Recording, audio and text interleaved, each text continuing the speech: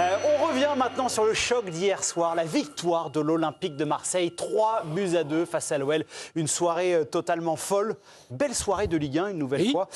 D'ailleurs, Arne Slot a déclaré qu'il s'ennuyait dans les grands matchs de Première Ligue. Oui, mais il n'est pas le seul. Et hier soir, Dave Apadou disait qu'il était fier de la Ligue 1 parce que les grands matchs étaient au niveau. Parenthèse refermée. On va Il faudrait poser la question à Slot s'il regarde les matchs de Ligue 1 aussi.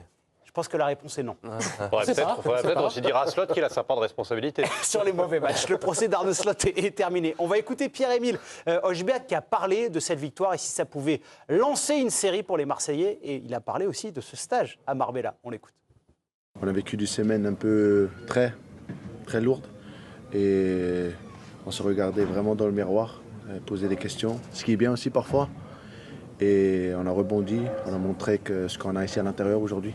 Et je suis très fier de tout le monde. Le stade a été incroyable et ensemble, ça fait un clic. Les bienfaits de ce stage à Marbella, la victoire face à l'Olympique lyonnais, est-ce trop... Je pense que quand les joueurs de foot se regardent dans le miroir à Marbella, c'est juste avant de sortir. Pas impossible. Il faut être bien habillé pour rentrer en soirée. Non, mais ils ont bossé, évidemment. Les joueurs de l'Olympique de Marseille, est-ce trop tôt ? Beaucoup. Ah oui, ils ont travaillé, ils ont gagné derrière, Guillaume. Oui. Pas de théorie du complot. Allez, on avance. Est-ce trop tôt pour parler d'un réveil marseillais ? Hugo Guimet a répondu oui et vous allez tenter de convaincre la France ce soir. Vous allez être au centre de l'attention, vous aimez ça particulièrement. Vous avez une minute comme ça, toi. pour convaincre le plateau et la France entière. J'attends la lumière tamisée. Il fait la réal aussi. En fait, je crois tout simplement qu'on ne peut pas régler en un match et en une victoire, aussi émouvante soit-elle pour les Marseillais, 6 mois de montagnes russes et d'instabilité chronique à tous les niveaux du club. Je vais emprunter la pensée de Vincent dans son édito ce matin dans l'équipe, parce que je pense vraiment pareil, ce 3-2 fou et irrationnel, je crois qu'il ne veut absolument rien dire sur ce que sera la fin de saison de l'OM et même celle de l'OL au passage. Donc il n'y a aucun enseignement à tirer du match en lui-même.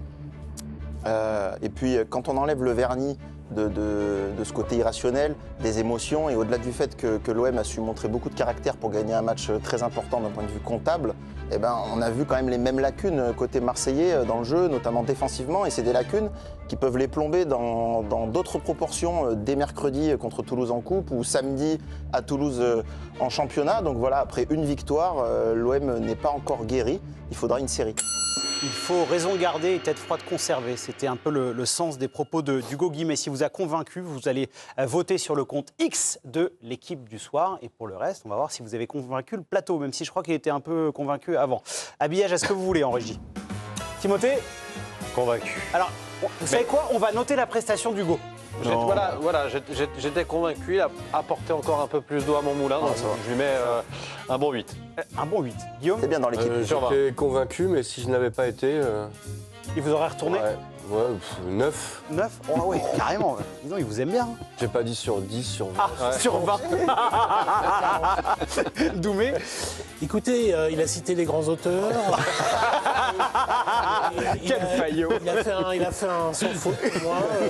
Moi, je mets les demi-points, donc c'est 8,5 sur 10. Ils partagent leur avis. Ouais, en plus. Vincent ? Ben non, mais moi, je suis évidemment d'accord avec moi-même. Bon, c'est le plus important d'ailleurs. Évidemment avec Hugo, non, mais effectivement. Alors pourquoi c'est trop tôt ? Parce que c'était un match très important. Ils se sont fait peur. Mais on était quand même à 10 minutes d'un débat. Est-ce que Bey est l'homme de la situation ? 2 matchs de défaite. Oui. Je vous connais, hein. Mais c'est pas. Vous l'auriez fait dès hier soir. Hier soir, on avait préparé. Est-ce que Dans l'autre sens, est-ce que Bey est l'homme de la situation ? on avait prévu est-ce que Marseille a dit adieu au podium ? Non, mais en vrai, Dominique. Parce qu'ils nous l'ont déjà fait le coup. Parce qu'en fait, ça fait 40 fois que ça redémarre. C'est la chenille, quoi. Alors, et à chaque fois, on se met tous derrière, on danse. Ah non, en fait, à la fin, on finit chez soi comme des idiots à souffler dans les cotillons tout seul, quoi. Oui. Parce que Avec Bézou, qui tu veux.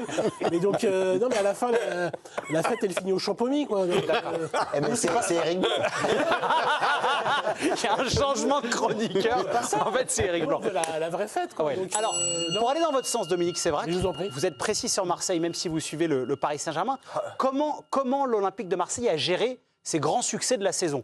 On s'est intéressé à ça avec les copains qui préparent l'émission. Il y a eu le premier succès probant, très important en début de saison, la victoire lors du classique face au Paris Saint-Germain, 1-0. On va voir les résultats qui vont s'afficher dans quelques instants. Et derrière, l'Olympique de Marseille avait enchaîné pas mal de succès. La victoire 2-1 à la Méno face à Strasbourg, succès 4-0 face à l'Ajax en Ligue des Champions, succès 3-0 à Saint-Symphorien face à Metz, et cette victoire 6-2 face au HAC. C'est un rythme de champion. Hein. Ah, Mais ça, c'est quand ça? C'est septembre, ça.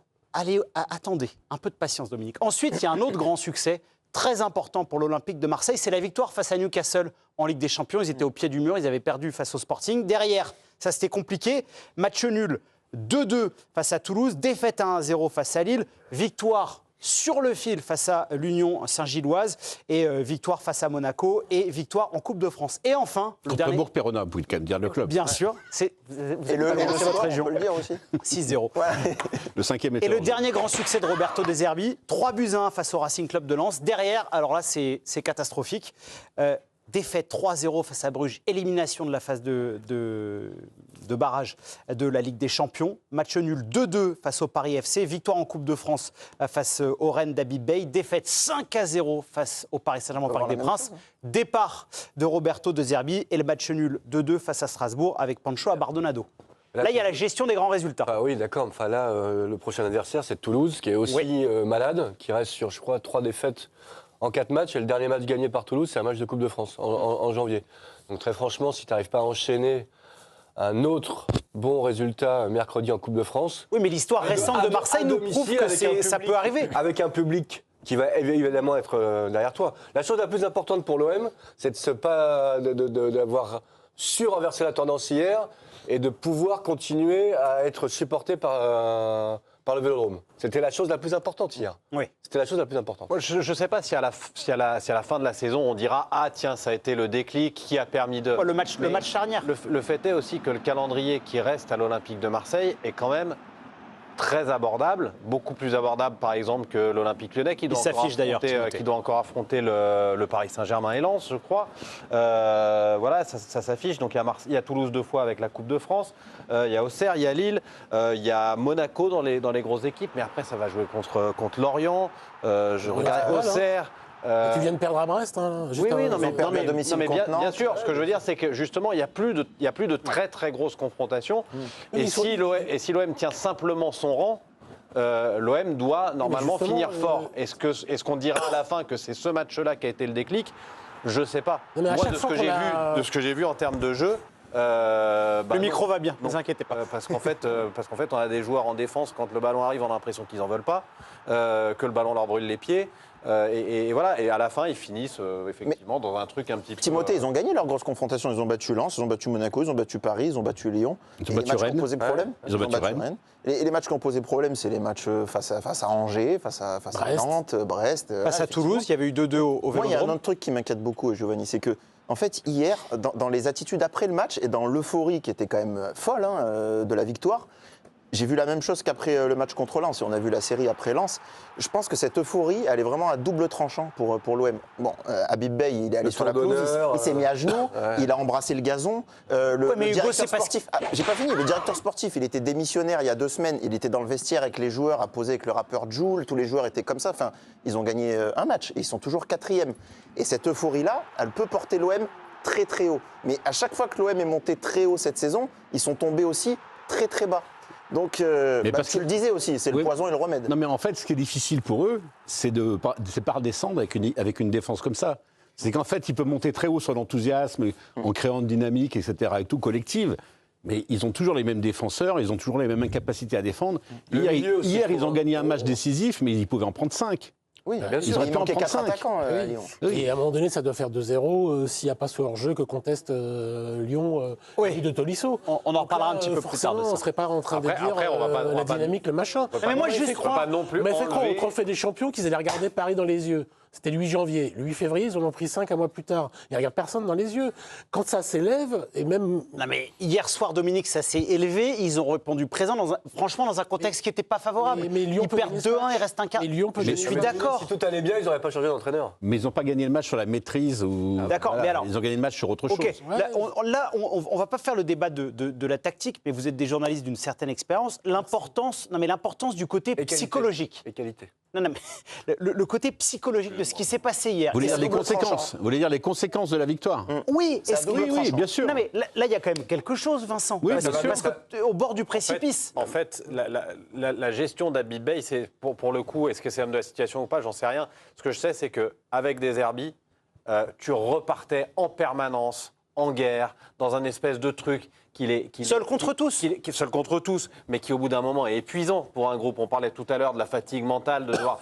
À un moment, s'il gère bien justement cette euphorie en disant « Ok, c'était super hier soir » et que demain à l'entraînement, calme un peu tout le monde et qu'il repart sur une semaine de travail saine et qu'il n'est pas au bord du terrain à hurler, à shooter dans des tablettes parce qu'il y a un joueur qui a perdu le ballon, ça change un peu la donne. Ça peut ramener aussi peut-être un petit peu de calme et de paix et de sérénité quand tu es sur le terrain. Tu te qualifies au tir au but mercredi contre Toulouse. Donc tu es qualifié, c'est bien, c'est parfait, tu continues. Mais c'est au tir au but. Ça veut dire que c'était un match un peu bizarre, match accroché. Oh. Elle sera où la dynamique? Elle sera où l'élan? Il sera où la conquête de... ça sera dynamique positive de résultats, c'est tout. Mais les résultats, ça ne raconte pas qu'un club. Ça ne raconte pas une équipe. À ce stade-là d'une saison qui aura connu telle vicissitude, je pense que l'objectif, c'est peu importe le résultat, peu importe la manière, c'est d'aller chercher le résultat, quoi.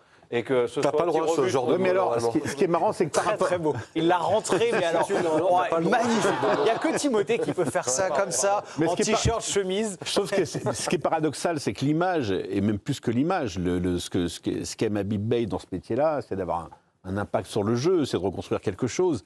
Mais là, c'est pas là-dessus qu'il capitalise. Je veux dire, il y a aucune chance qu'il ait... On est sympa, on parle de son coaching. Non, mais d'accord, le coaching, c'est quand... Le bon coaching, c'est quand le remplaçant qui rentre, il marque. Hein. Oui. Mais ce que je veux dire, c'est qu'il n'y a aucune chance qu'il ait le temps de construire quelque chose en ce moment. Ah bah non. Donc en fait, il faut qu'il renonce... Moi, je pense que pour que Marseille enchaîne, il faut qu'il renonce à son empreinte sur le jeu et qu'il se contente de manager le moment, quoi. D'ailleurs, il est plutôt adepte d'une défense à 3. Hier, il est resté dans une défense à 4. On va écouter... Enfin, parfois, ils étaient que 3. Même en étant 4. Regarde, vous visez qui? Ils se sont relayés quand même. Parce que autant la saison de Léo Balerdi est catastrophique, autant hier j'ai trouvé que Naïef Aguerd avait fait peut-être un de ses plus mauvais matchs avec l'Olympique de Marseille. On va juste écouter Habib Beye après le succès face à l'Olympique Lyonnais. C'était au micro de Nicolas Chebrière. Pour moi, en fait, les dynamiques, elles s'entretiennent. Et donc, on ne peut pas considérer que là, parce qu'on a ce scénario-là, d'un seul coup, on serait une équipe complètement différente. Ça, c'est l'avenir qui nous le dira. Mais le travail, en tout cas, cette semaine, ils l'ont fait exactement dans ce qu'on leur avait demandé. On les a poussés à la limite, et vraiment à la limite, parce que c'était important de voir jusqu'à où ils pouvaient aller. Ça a été dur cette semaine-là de travail, mais ils n'ont pas rechigné à la tâche, ils ont travaillé. Il parle de l'importance de la semaine à Marbella, du travail. Avant, il avait parlé de l'intensité. Heureusement qu'il gagne. Non mais il dit quand même qu'il a réussi à avoir un impact sur son équipe. Oui, bien sûr. Non mais évidemment. Non, il aurait remercié. Qu'est-ce que vous voulez que je réponde à ça? Allez, dites ce que vous pensez. Il aurait remercié De Zerbi, merci De Zerbi pour tout ce que vous faites tous des grands sourires quand le sonore part. Et quand il faut dire ce que vous pensez, il est là pour vendre. Il est là pour vendre le moment et pour vendre son propre impact. On est là pour en débattre et savoir si effectivement c'est son impact personnel ou si c'est plus large que ça. Moi, je pense qu'il y a son impact sur le management, forcément. Humain. Mais, oui, j'espère en tout cas. C'est juste sur le reste que je suis un peu plus sceptique. On n'a pas vu des choses dans le jeu qu'on n'ait pas vu avant. On s'est pas dit, tiens, ça alors qu'il y a une vraie évolution. On n'a pas vu ça. Il y a forcément une part de responsabilité dans la sûr. Il faut rappeler Olivier, mais si tu me dis que sur une semaine... Olivier Rodriguez, si tu me dis que sur une semaine, si tu pousses tes joueurs jusqu'à vomir à l'entraînement, c'est le week-end même que tu vas en avoir les fruits, c'est faux. Bah oui. C'est faux. Le foncier, ça se fait en avant. Mais vomir sur le soleil de Marbella, il y a un petit côté classe quand même. C'est d'habitude chez certains. Plutôt au petit matin. J'ai noté que Vincent, en ce moment, était très sur les sorties. Il a parlé des nuits parisiennes des joueurs parisiens. Oui, Vincent, je vais vous emmener. On va faire une tournée. Non, mais je parle de ce que je connais pas. Très bien. Le résultat, quand même, de la minute pour convaincre Hugo Guimé, est-ce qu'il a convaincu la France? Il a convaincu le plateau. J'ai convaincu la France. Eh bien si, il ne faut pas douter de vous, Hugo. Vous avez du charisme. Et beaucoup de Marseillais nous regardent et votent. Eux, ils sont convaincus. Je ne sais pas si les Marseillais nous regardent. Ils connaissent le foot aussi. Ouais. Et vu l'identité du présentateur, je ne suis pas sûr qu'ils nous regardent.